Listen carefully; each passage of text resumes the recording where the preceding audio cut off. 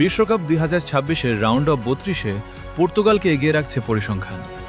অপটার super কম্পিউটারের পূর্বাভাস অনুযায়ী এই ম্যাচে পর্তুগালের জয়ের সম্ভাবনা 54.5%, যেখানে ক্রোয়েশিয়ার সম্ভাবনা মাত্র 20.4%। তবে পরিসংখ্যানের সবচেয়ে বড় আলোচনার বিষয় ক্রিস্টিয়ানো রোনালদো। বিশ্বকাপে তিনি এখন পর্যন্ত 8টি নকআউট ম্যাচ খেলেছেন, কিন্তু একবারও গোল করতে পারেননি। এই 8 ম্যাচে তিনি মোট 29টি শট নিয়েছেন, যা 1966 সালের পর নকআউট পর্বে গোল না করেও সবচেয়ে বেশি শট নেওয়ার যৌথ রেকর্ড। ব্রাজিলের রবার্তো কার্লোস একই সংখ্যক শট নিয়েছিলেন গোল ছাড়া। তাই ক্রোয়েশিয়ার বিপক্ষে ম্যাচটি রোনালদোর জন্য শুধু শেষ 16 টিকিট নিশ্চিত করার লড়াই নয়, বরং নিজের বিশ্বকাপ ক্যারিয়ারের সবচেয়ে বড় অপূর্ণতা দূর করারও সুযোগ। গ্রুপ পর্বে পর্তুগাল 3 ম্যাচে অপরাজিত ছিল। ডিআর কঙ্গোর সঙ্গে 1-1 ড্র, উজবেকিস্তানকে 5-0 গোলে উড়িয়ে দেওয়া এবং কলম্বিয়ার সঙ্গে গোলশূন্য ড্র করে গ্রুপ কে-তে দ্বিতীয় হয়ে নকআউটে ওঠে রবার্টো মার্তিনেসের দল। উজবেকিস্তানের বিপক্ষে রোনালদো 2টি গোল করলেও বাকি 2 ম্যাচে তিনি গোলের দেখা পাননি। পর্তুগালের সবচেয়ে বড় শক্তি ছিল বলের দখল এবং পাসিং। গ্রুপ পর্বে তারা মোট 1690টি পাস সম্পন্ন করেছে, যা বিশ্বকাপে তাদের ইতিহাসে সর্বোচ্চ।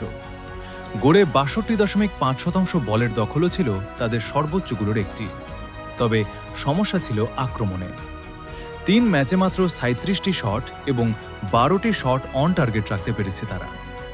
2018 বিশ্বকাপ ছাড়া আর কোনো আসরে গ্রুপ পর্বে এত কম আক্রমণাত্মক পরিসংখ্যান ছিল না পর্তুগালের। মিডফিল্ডে দারুণ ছন্দে আছে ভিতিনহা। গ্রুপ পর্বে তিনি 270টি সফল পাস সম্পন্ন করেছেন, যা বিশ্বকাপে কোনো পর্তুগিজ খেলোয়াড়ের গ্রুপ পর্বে সর্বোচ্চ। কলম্বিয়ার বিপক্ষে তিনি 54টি সফল পাস সম্পন্ন করেছেন। বিশ্বকাপের ইতিহাসে 100% সফলতায় এতগুলো পাস সম্পন্ন করার রেকর্ড তিনি যৌথভাবে শীর্ষে। অন্যদিকে ক্রোয়েশিয়া বিশ্বকাপ শুরু করেছিল ইংল্যান্ডের কাছে 4-2 গোলের হারে। তবে এরপর ঘুরে দাঁড়িয়ে পানামাকে 1-0 এবং ঘানাকে 2-1 গোলে হারিয়ে গ্রুপ এল-এর রানার্স আপ হিসেবে নকআউটে জায়গা করে নেয় জ্লাতকো দালিচের দল। ক্রোয়েশিয়া ইতিহাসের 4র্থবারের মতো বিশ্বকাপ নকআউট পর্বে খেলছে।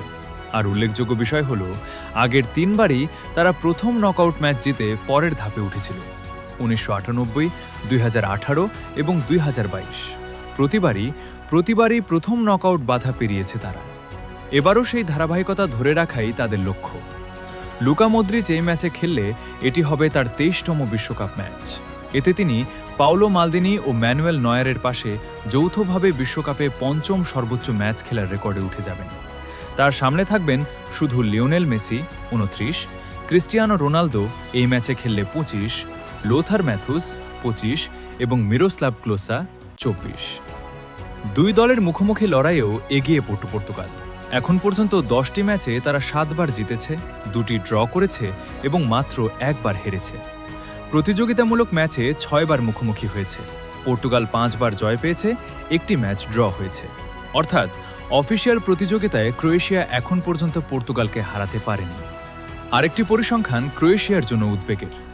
বিশ্বকাপে ইউরোপীয় দলের বিপক্ষে প্রথম 9 ম্যাচে মাত্র 1 বার হারলেও শেষ 3 ম্যাচে তারা কোনো জয় পায়নি। 2018 সালের ফাইনালে ফ্রান্সের কাছে 4-2 গোলে হার, 2022 সালে বেলজিয়ামের সঙ্গে গোলশূন্য ড্র এবং এবারের আসরে ইংল্যান্ডের কাছে 4-2 গোলে হার। এই 3 ম্যাচে জয়হীন রয়েছে তারা। সব মিলিয়ে ম্যাচটি শুধু শেষ 16 টিকিটের লড়াই না, এটি একদিকে রোনালদোর নকআউট অভিশাপ ভাঙার সুযোগ, অন্যদিকে মদ্রিচের ইতিহাসে আরও একটি মাইল ফলক ছোঁয়ার অপেক্ষা। 2 অভিজ্ঞ তারকার নেতৃত্বে পর্তুগাল ও ক্রোয়েশিয়ার এই লড়াই বিশ্বকাপে অন্যতম সেরা ম্যাচ হওয়ার সব উপকরণ নিয়ে মাঠে নামছে।